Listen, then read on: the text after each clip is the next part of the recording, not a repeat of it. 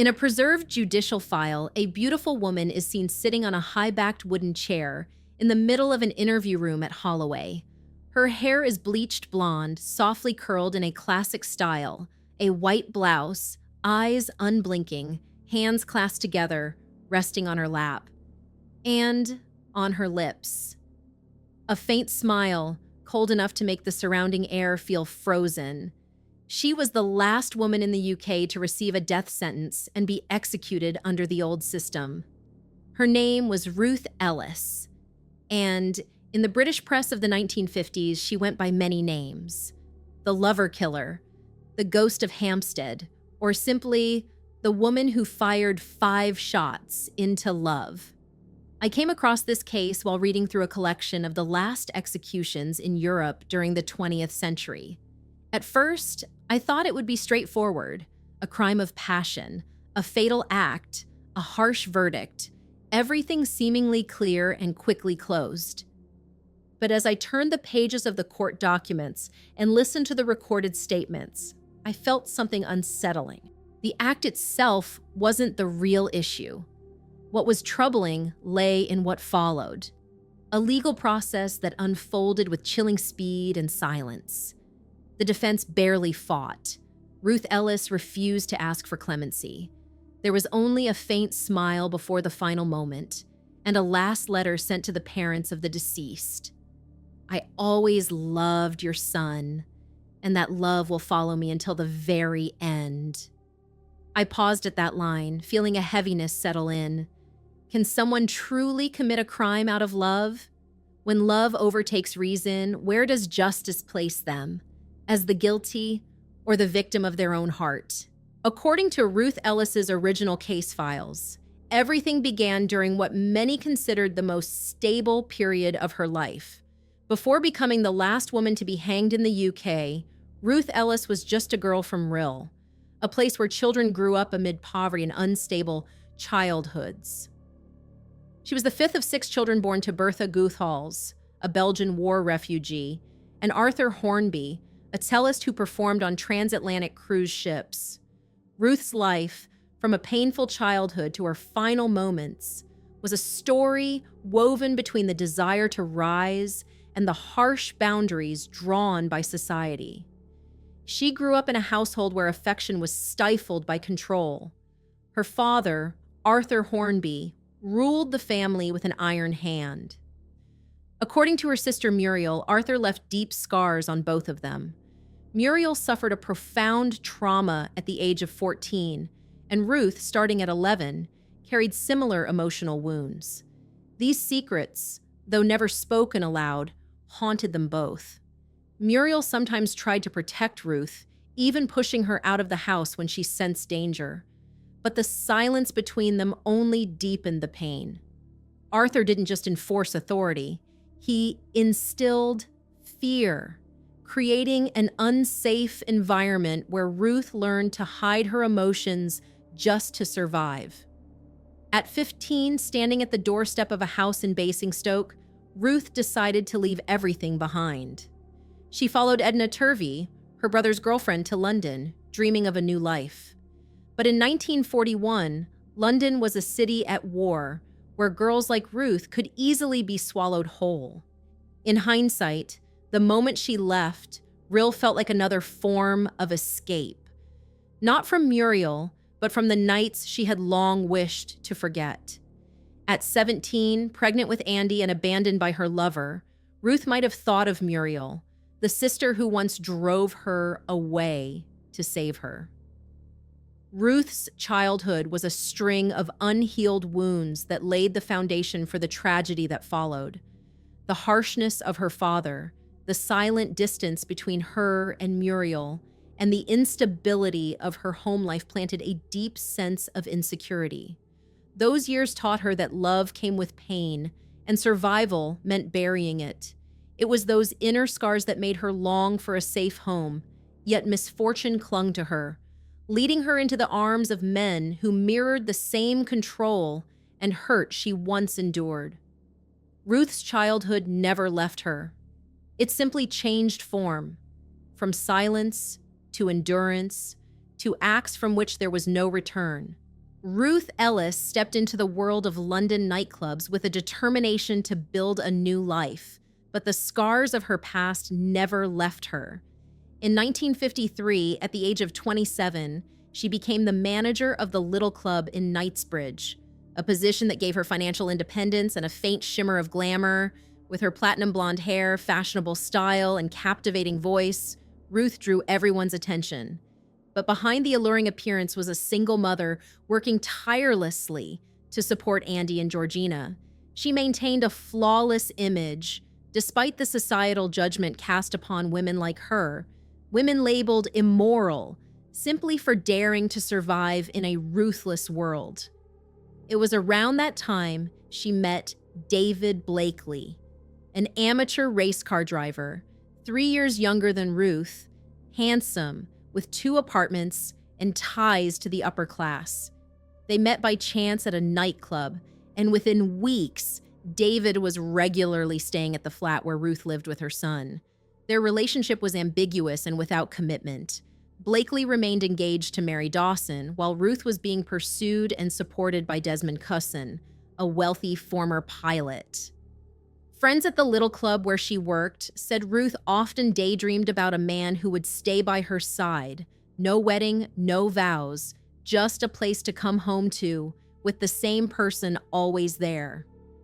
She entered relationships as if looking for shelter in a place already shattered, and those very men pulled her into a spiral of suffering. Blakely controlled Ruth with constant criticism, forced her to change her schedule, and at times left her with bruises.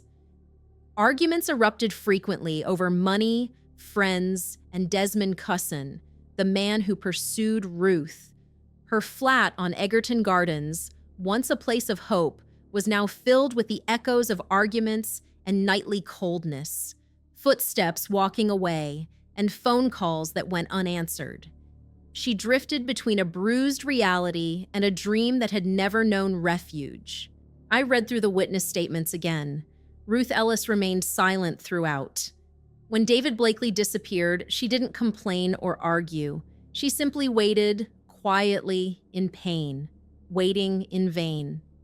In March 1955, David Blakely suddenly cut off all contact. He vanished without leaving a message or any explanation. Every phone call Ruth made rang unanswered. The letters she sent were returned.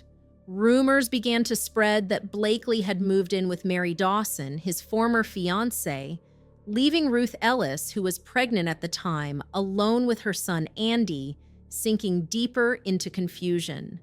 According to a co-worker at the little club, Ruth began to change.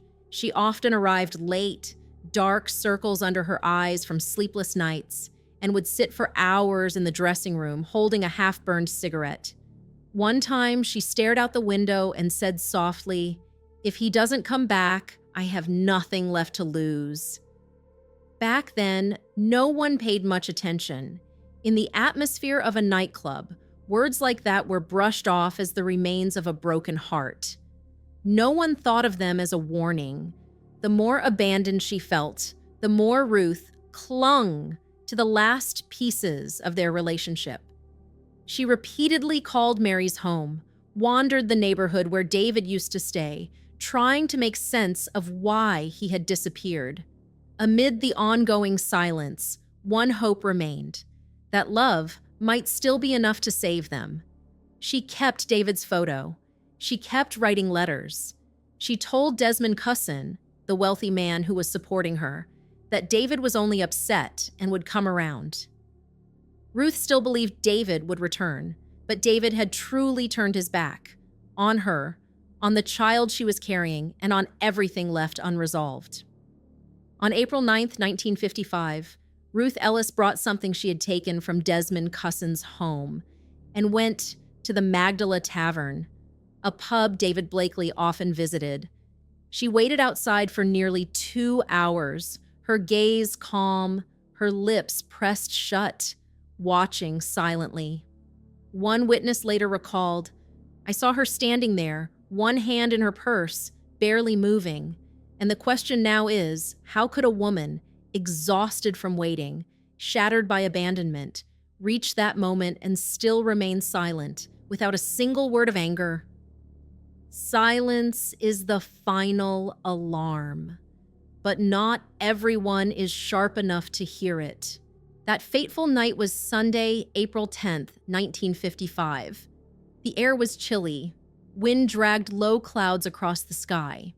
The pub owner later recalled that Ruth had arrived quite early. She wore a light-colored coat and stood alone near the entrance, avoiding contact with others.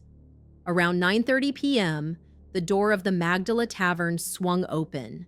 David Blakely, 25 years old, stepped out, confident and smiling, chatting with his friend Clive Gunnell. They had just left a party at the home of Anthony and Carol Fendlater and stopped by the pub to pick up more beer. Blakely, in a dark overcoat, reached into his pocket for his car keys. From her hidden corner, Ruth saw him. She stepped out slowly but decisively and called his name Dagier. Her voice cut through the air like a blade. Blakely turned briefly, glanced her way, then walked on coldly, as if she didn't exist.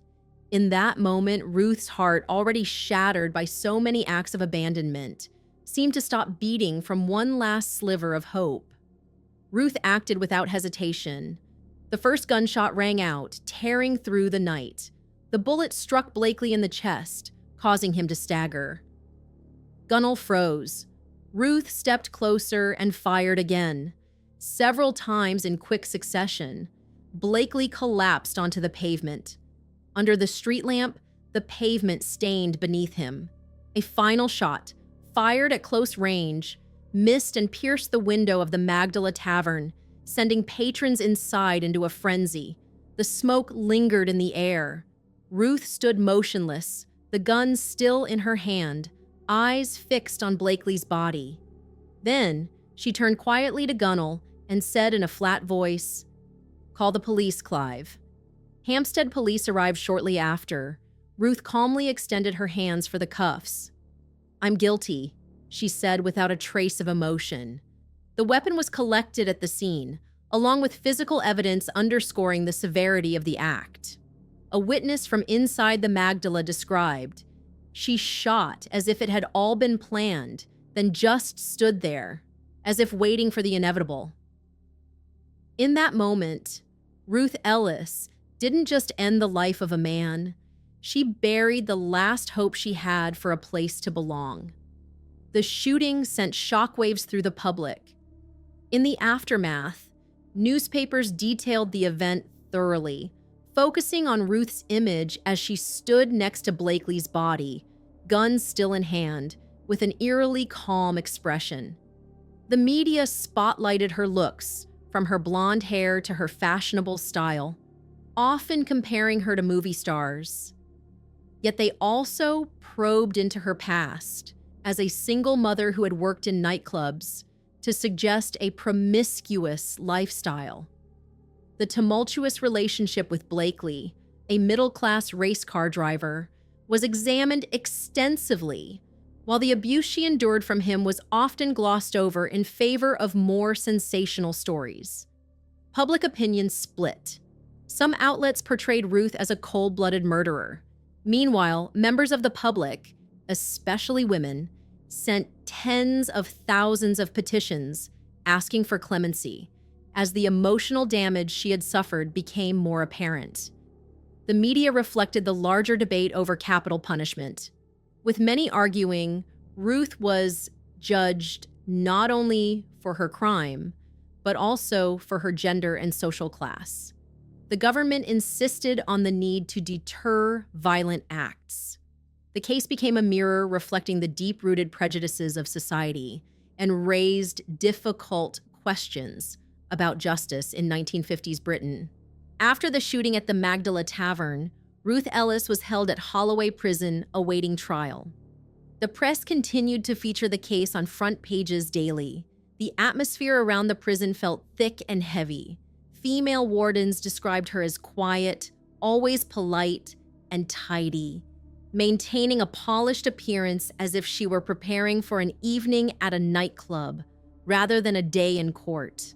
On June 20th, 1955, Ruth Ellis stood in the dock at the Old Bailey in London, facing a charge of murder. The trial, which lasted less than 2 days, drew hundreds of onlookers from the public and press. Ruth, with her platinum blonde hair neatly styled and dressed in elegant attire, remained composed, her eyes calmly scanning the courtroom. Public chatter likened her to the protagonist of a tragedy, but in court, she only responded to the judge with an even-clipped tone. Prosecutor Christmas Humphreys opened the case with a sharp voice. He laid out the details. On the night of April 10th, Ruth fired several shots at David Blakely outside the Magdala Tavern. He died at the scene. Humphreys emphasized Ruth's clear intent, citing her statement to the police, "I'm guilty." He quoted witness Clive Gunnell, who described Ruth calling out Blakely's name, firing from close range, and standing still after the shots. The prosecution portrayed Ruth as a woman acting with composure, not in a moment of frenzy, removing any grounds for diminished responsibility. He asked, "When you fired those shots at close range at David Blakely, what did you intend to do?" Defense attorney John Bickford countered, trying to soften the judgment. He argued that Ruth had suffered abuse from Blakely, a heavy-drinking race car driver. Bickford spoke of the injuries on her body and the painful miscarriage caused by Blakely's violence. He suggested Ruth had acted out of desperation, pushed to the edge by a toxic relationship. However, Ruth undercut his argument. When asked directly, she said, "It was obvious. When I shot him, I intended to kill him." Her words, cold and unflinching, stunned the jury. She rejected the role of victim, insisting the public know the truth about Blakely. The jury of 12 deliberated for just 23 minutes. They returned with a guilty verdict for premeditated murder. Judge Cecil Havers, in a calm voice, delivered the sentence of death. Ruth stood still, her eyes unmoved, as if she had already accepted her fate. Outside the court, public opinion was divided. Tens of thousands signed petitions asking for clemency, emphasizing the abuse she had endured. But Home Secretary Gwilym Lloyd George rejected the appeals, stating that the law must serve as a deterrent. The trial didn't just judge Ruth, it exposed the prejudices surrounding women and justice. On July 13th, the sentence was carried out at Holloway Prison, bringing an end to a case that had shaken the nation. The legal system, fair or not, remained unchanged at that moment in history. The case of Ruth Ellis reflects deep fractures in morality, society, and human psychology. A single mother and nightclub manager, she stood before the gallows as a haunting symbol of one question: what pushes a person to the edge, and how much responsibility does society bear? From a moral standpoint, Ruth's actions raise a difficult question. Can taking a life ever be justified when love turns into suffering? She didn't act in a moment of rage, but with a chilling calmness. After months of being abandoned and cruelly treated by Blakely, resulting in both physical and emotional trauma, including the loss of her unborn child. Her mind, long imprisoned by painful memories of a damaged childhood and repeated rejections, had come to equate love with pain. Ruth was trapped in a loop, believing that suffering was the price of affection. 1950s. British society only deepened the tragedy. As a working-class woman who had once worked in nightclubs, places steeped in stigma, Ruth was judged not only for her crime, but for her gender and lifestyle. The media painted her as a cold, seductive femme fatale, ignoring the abuse she had endured. The Old Bailey trial, with a death sentence delivered just 23 minutes after jury deliberation, revealed a rigid legal system, focused solely on the act, while neglecting the psychological context and domestic violence behind it. Tens of thousands of signatures pleading for clemency could not shift the societal bias. But Ruth's death wasn't the end. It set in motion a chain of consequences that forever marked those left behind. Her son, Andy, just 11 years old when she was executed, grew up carrying emotional wounds that never healed. According to some sources, his life slowly unraveled and ended in sorrow in 1982. Ruth Ellis's execution sparked a wave of opposition to capital punishment. 10 years later, the United Kingdom abolished it. And in the end, her case forces us to confront the core of human nature. Who is the victim and who is the offender? Ruth took a life, but she was also the product of a society that rejected healing. July 13th, 1955 was her final day and the beginning of a